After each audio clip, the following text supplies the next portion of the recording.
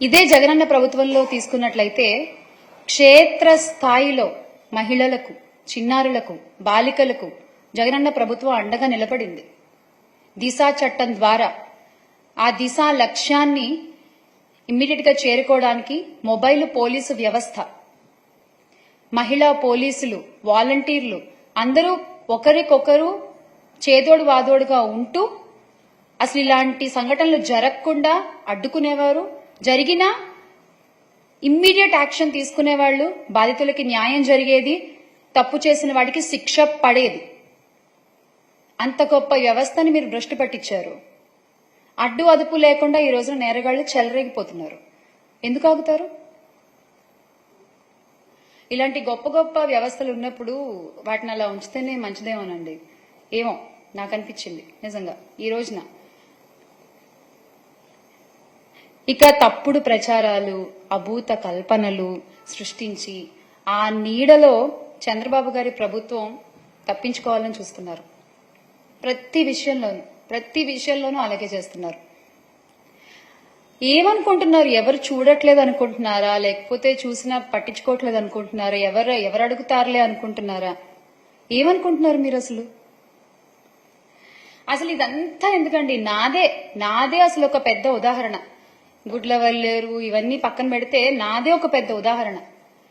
నా కేసు తీసుకుంటే నా గురించే ఇప్పుడు నేను మాట్లాడుతున్నాను, ఎవరి గురించి సంబోధించట్లేదు ఇక్కడ.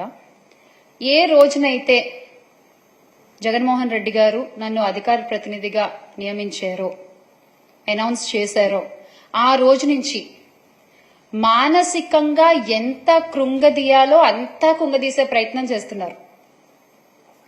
లోకేష్ ఫేక్ న్యూస్ ఫ్యాక్టరీ వాళ్ళు, తెలుగుదేశం పార్టీ కార్యకర్తలు, అమెరికాలో ఉండేటువంటి తెలుగుదేశం పార్టీ అభిమానులు, కొన్ని అయితే అఫీషియల్ తెలుగుదేశం పార్టీ హ్యాండిల్స్ నుంచే అసభ్యకరమైన మెసేజ్లు. ఆ పేపర్లు కూడా నేను మీకు ఇప్పుడు చూపిస్తాను సార్. ఒకసారి చూడండి. ఆ గ్రూప్ ఏంటండి? ఆంధ్ర రాష్ట్ర రాజకీయాలు గ్రూప్.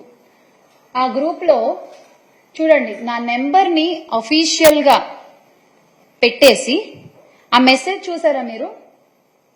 నేను నా నోటితో చదవలేను.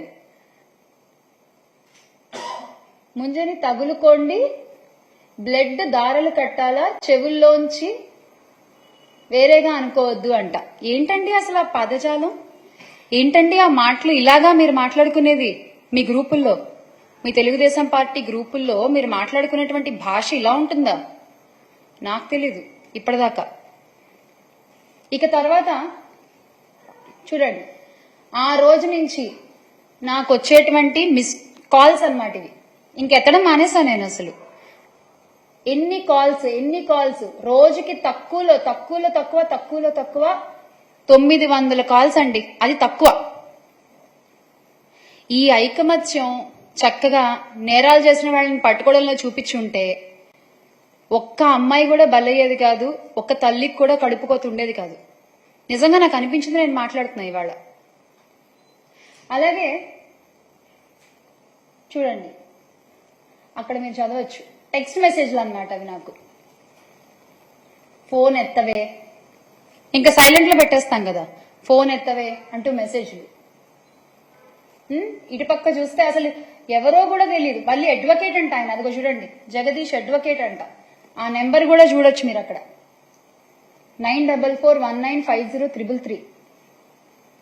డబ్బులు ఎంత తీసుకున్నావు, what happen to the amount, ఇది వాళ్ళు మాట్లాడేది. సార్ నెక్స్ట్ స్లైడ్కి వెళ్దా ప్లీజ్. సో చూడండి ఆ మెసేజ్ చూడండి ఒకసారి. అసలు నా భర్త గురించి మాట్లాడే హక్కు మీకు ఎవరిచ్చారు? నా ఫ్యామిలీ గురించి మాట్లాడే హక్కు మీకు ఎవరిచ్చారు? అంటే ఇంకా మీరు ఎంతవరకు వెళ్తారో అంతవరకు. ఎండ్ అనేది ఏముండదా మీకు? అసలు ఇంకా ఎడ్జ్ అనే పాయింట్ ఏముండదా మీకు? ఇంకా నోటికి ఎంత వస్తే అంత మాట్లాడడమేనా అసలు? నేను ఇక్కడ చాలా క్లియర్ గా నెంబర్స్ కూడా చెప్తున్నా చూడండి.